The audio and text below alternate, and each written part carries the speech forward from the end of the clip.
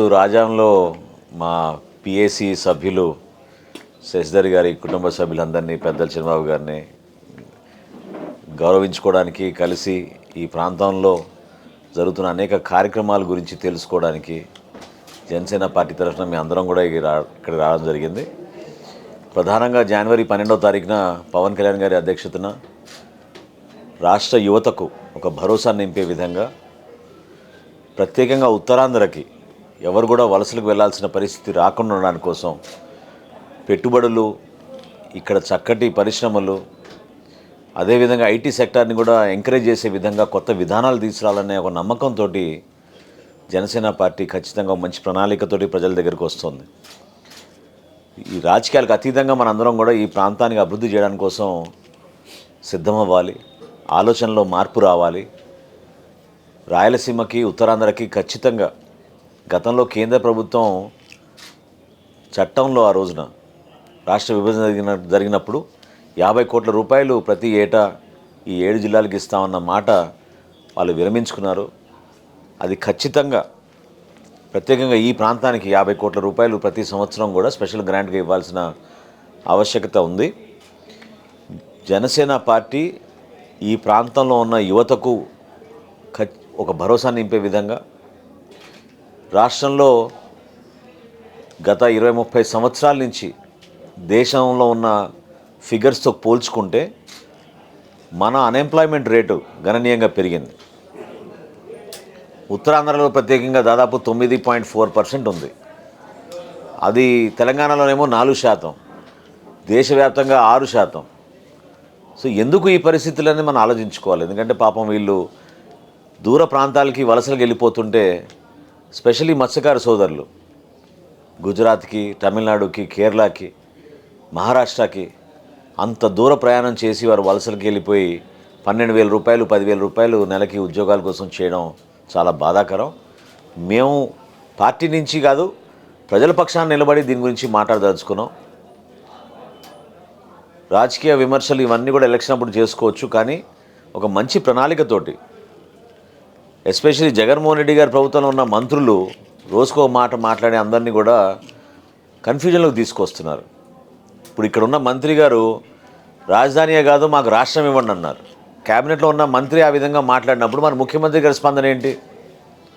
ఆయన జవాబు చెప్పాలి. రాష్ట్ర క్యాబినెట్లో కీలక శాఖ వహిస్తున్న రెవెన్యూ శాఖ మంత్రి ఆ విధంగా మాట్లాడితే ముఖ్యమంత్రి గారు ఎందుకు దానికి జవాబు చెప్పరు?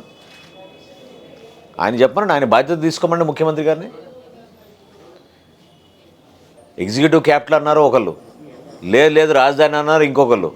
ఇప్పుడు ఏకంగా మాకు రాష్ట్రమే ఇవ్వండి అని చెప్పి కొత్తగా ఇది ఒక నినాదం తీసుకొచ్చారు. దయచేసి ప్రజలు ఇవన్నీ గమనిస్తున్నారు. మీరు వాళ్ళ జీవితాలతో ఆడుకోబాకండి. మీలో నిజాయితీ ఉంటే ఈ మైనింగ్ మాఫియాని అరకట్టండి, ఈ ప్రాంతాన్ని అభివృద్ధి చేయండి. ప్రతి యువకుడికో భరోసా నింపే విధంగా ఈ ప్రాంతంలో గతంలో పెద్దలు ఎంతమంది ఎంతో ఆలోచనతోటి పరిశ్రమలు స్థాపించి, ఆ రోజులు అంత రాయితీలు కూడా ఉండేవి కాదు, అయినా కానీ ఈ ప్రాంతానికి వచ్చి వాళ్ళు స్థాపించి అద్భుతంగా జిఎంఆర్ గ్రూప్ అంటే ఈరోజు భారతదేశంలోనే కాదు అంతర్జాతీయ స్థాయిలో ఎదిగిన వ్యక్తులు. కానీ వాళ్ళు ఎప్పుడు కూడా ఈ ప్రాంతం గురించి ఆలోచించే వ్యక్తులు. ఆ విధంగా ఒక చిత్తశుద్ధితోటి, ఒక మంచి ఆలోచనతోటి ఈ ప్రాంతానికి మేలు చేసే విధంగా నాయకత్వం, పదవులు అనేది ప్రజల కోసం ఉపయోగించుకోవాలి. దాన్ని మనం మనస్ఫూర్తిగా ఇంకా ముందు తీసుకెళ్ళాలని మేము కోరుకుంటున్నాం. పవన్ కళ్యాణ్ గారు కానీ, జనసేన పార్టీ తరఫు నుంచి కానీ మేము ఎప్పుడు కూడా కాంప్రమైజ్ అయ్యే అంశాలపైన అట్లా నిలబడమండి. మేము నిజాయితీగా, విశాఖపట్నం స్టీల్ ప్లాంట్ ఒక ఉదాహరణ, ఎప్పుడైతే కేంద్ర ప్రభుత్వం ప్రైవేటైజేషన్ గురించి ఒక నిర్ణయం తీసుకున్నారో ఇమ్మీడియట్గా మేము 4 రోజుల్లోనే ఢిల్లీకి వెళ్ళి అమిత్ షా గారిని కలిసి రాష్ట్ర ప్రజల తరఫున ఒక రాజకీయ పార్టీగా, బాధ్యత గల పార్టీగా, అంతమంది ప్రాణత్యాగాలు చేసిన తర్వాత మనకు ఆ విశాఖపట్నం స్టీల్ ప్లాంట్ వచ్చింది, దయచేసి మీరు అటువంటి నిర్ణయం తీసుకోబాకండి అని చాలా బలంగా ఆ రోజు వాదించింది పవన్ కళ్యాణ్ గారు. ఎటువంటి వేదికలోనైనా సరే మన రాష్ట్రానికి మేలు జరగాలి, మన బిడ్డలకి మంచి భవిష్యత్తు ఉండాలి, కేంద్ర ప్రభుత్వం తీసుకునే నిర్ణయాల్లో ఆంధ్రప్రదేశ్ని కూడా గుర్తుపెట్టుకుని ఈ ప్రాంతానికి పెట్టుబడులు వచ్చే విధంగా, ఉద్యోగ అవకాశాలు పెరిగే విధంగా మంచి నిర్ణయాలు తీసుకోమని మేము ఎప్పుడు కూడా మా మీటింగ్స్, భారతీయ జనతా పార్టీతో జరిగిన సమావేశాలు లేదా వ్యక్తిగతంగా కూడా అక్కడ ఉన్న పెద్ద మనుషులు, మంత్రులు, మోడీ గారు కానివ్వండి, అమిత్ షా గారితో కానీ ఎప్పుడు కూడా ఈ అంశాలపైన మేము మాట్లాడాం, కానీ మేము ఎక్కడ కూడా కాంప్రమైజ్ అయ్యే విధంగా మాట్లాడలేదు. అసలు కలిస్తేనే ఇంత భయపడిపోతే ఎట్లా అండి? దేనికోసం అంత అలజడి చెప్పండి. రాజకీయ పక్షంగా మేము తప్పకుండా ప్రతి సందర్భాల్లో కూడా కన్సల్టేషన్ అనేది కామన్ పాలిటిక్స్లో. పరస్పరం అది కోఆపరేషన్ ఉంటుంది, కన్సల్టేషన్ ఉంటుంది. ఒక కమిట్మెంట్ తోటి రాష్ట్ర ప్రజల కోసం చేయాలనుకున్నప్పుడు అనేక అంశాలపైన మేము మాట్లాడుకుంటూనే ఉంటాం, చర్చించుకుంటూనే ఉంటాం. చంద్రబాబు నాయుడు గారు, పవన్ కళ్యాణ్ గారు కలిశారంటే దాంట్లో మీకు అంత అలజడి మీకెందుకు? రాష్ట్ర ప్రభుత్వానికి, వైఎస్ఆర్సీపీ ప్రభుత్వానికి, పార్టీకి రాష్ట్ర ప్రజలు 151 స్థానాలు ఇచ్చారు 175లో. ఇప్పుడు మీ నాయకుడు చెప్పిన మాట ఏంటి? 175 175 గెలవాలన్నారు. అంటే ఏంటి దాని అర్థం? మీరు ఇంకా బాగా పనిచేయాలి, ప్రజలు మిమ్మల్ని ఇంకా బాగా ఆశీర్వదించాలి. ఎందుకు మీరు సమయం వృధా చేసుకుంటున్నారు? ప్రెస్ మీట్లు పెట్టి రోజు పవన్ కళ్యాణ్ గారి పైన వ్యక్తిగత విమర్శలు, లేదా జనసేన పార్టీ పైన విమర్శలు.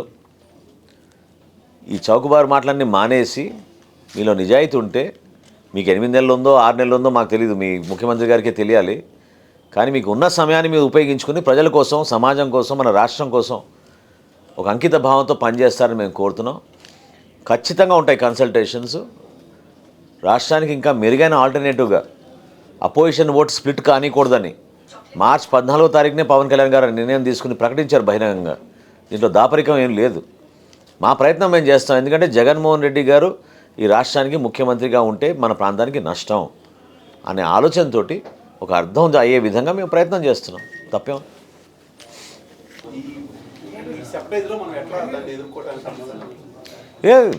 మేము ఏ కార్యక్రమం చేసినా చట్టాన్ని గౌరవించి ప్రభుత్వంలో ఉన్న అధికార యంత్రాంగాన్ని కలుపుకొని కోఆపరేట్ చేసి వాళ్ళ సూచనల మేరకు ఏమైనా సలహాలు ఏమైనా ఇస్తే వాళ్ళు దానికి మార్పులు చేసి సభని ప్రతి చోట కూడా మేము విజయవంతం చేసుకుంటూ వస్తాం.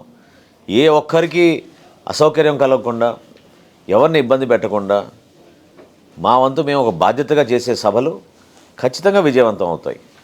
సో ఈ ప్రభుత్వం ఎన్ని చట్టాలు తీసుకొచ్చినా, ఎంతమంది అధికారులు మా పైన ఒత్తిడి తీసుకొచ్చినా, జనసేన పార్టీకి ఉన్న బాధ్యతతోటి మా నాయకులందరూ కూడా కలిసికట్టుగా కృషి చేసి ఈ సభని ఎంతో విజయవంతం చేయాలని అందరూ కూడా అహర్నిశలు కృషి చేస్తున్నారు.